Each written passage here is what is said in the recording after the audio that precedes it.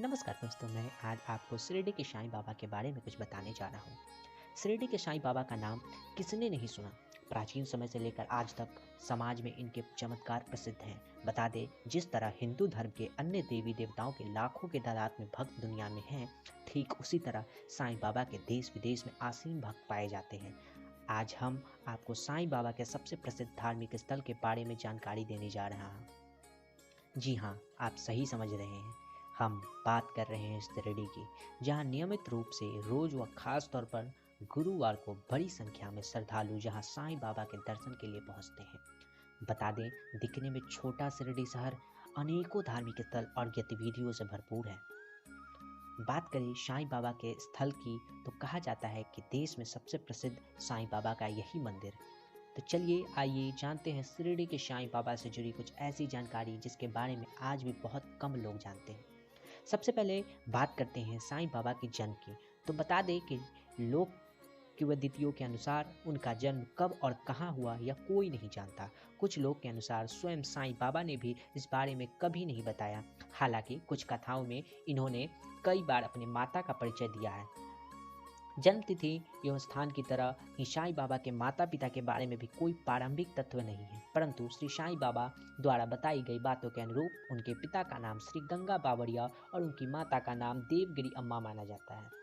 यह दोनों शिव पार्वती के भक्त थे, जिन्हें शिव जी के आशीर्वाद से ही साईं बाबा के रूप में संतान की प्राप्ति हुई थी। जब साईं बाबा अपनी मां के गर्भ में थे, उस समय उनके पिता के मन में सन्यासी की अभिलाषा तीव्र हो गई थी, जिसके बाद वे अपना सब कुछ छोड़कर जंगल में निकल पड़े। उसके साथ ही पत्नी भी थी। मार्ग में ही उन्होंने बच्चे को जन्म दिया और पति के आदेश के अनुसार उसे एक वृक्ष के नीचे छोड़कर चली गई। उस समय एक मुस्लिम फकीर उधर से निकल रहा था, जो निसंतान था। उन्होंने ही उस बच्चे को अपना लिया और बाबा नाम रख दिया तथा उनका पालन पोषण किया। ऐसी कथाएं प्रचलित हैं कि बाबा पहली बार 16 वर्ष की उम्र में शिरडी के एक नीम के पेड़ के नीचे देखे गए थे।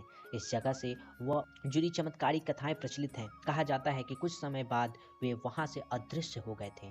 शिरडी से जुड़ी एक कथा के अनुसार चांद पाटिल के आश्रम में कुछ समय तक रहने के बाद एक बार पाटिल के एक निकट संबंधी की बारात में शिरडी गांव गई, जिसके साथ बाबा भी गए। जब बारात शिरडी गांव पहुंची तो खंडोरबा के मंदिर के सामने ही बैलगाड़ी खोल दी गई थी और बारात के लोग उतरने लगे थे।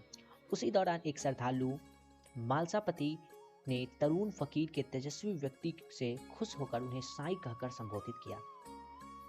ऐसा कहा जाता है कि धीरे धीरे शिरडी में सभी लोग उन्हें साईं और साईं बाबा के नाम से पुकारने लगे तथा इस प्रकार वे साईं नाम से प्रसिद्ध हो गए। ऐसे किंवदंतियों हैं कि विवाह संपन्न हो जाने के बाद बारात तो वापस लौटी, परंतु साईं बाबा वह जगह काफ़ी पसंद आई और वह वहीं एक टूटी मस्जिद में रहने लगे और पूरी जीवन व्यतीत किया, जिसका नाम आज द्वारका माई से प्रसिद्ध है। धन्यवाद। आशा करता हूँ कि आपको ये साईं बाबा की कहानी अच्छी लगी होगी। तो ऐसे ही और कहानी सुनने के लिए इस चैनल को सब्सक्राइब कर लें और कहानी अच्छी लगी हो तो लाइक कर लें और ज़्यादा से ज़्यादा लोगों के पास पहुँचाएँ। जय साईनाथ। आप सभी पे साईनाथ की कृपा बनी रहे, आप खुशहाल रहें, आपका पूरा परिवार खुशहाल रहे। जय साईनाथ। सद्गुरु साईनाथ महाराज की जय।